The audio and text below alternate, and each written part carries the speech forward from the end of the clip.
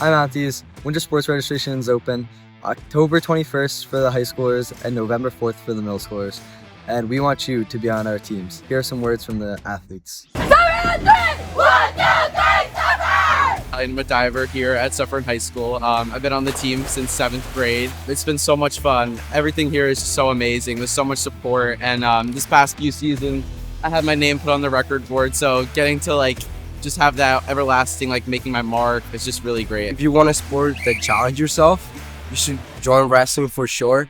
I love how we compete in this sport. Y me gusta este deporte porque es muy competitivo y me ayuda en muchas cosas. Y amo a este equipo como si fuera mi familia.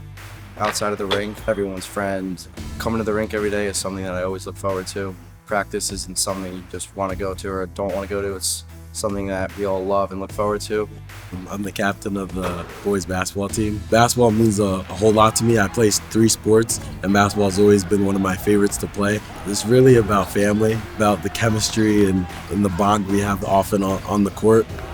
I love basketball. I love watching it. I love watching it with my family. I love playing.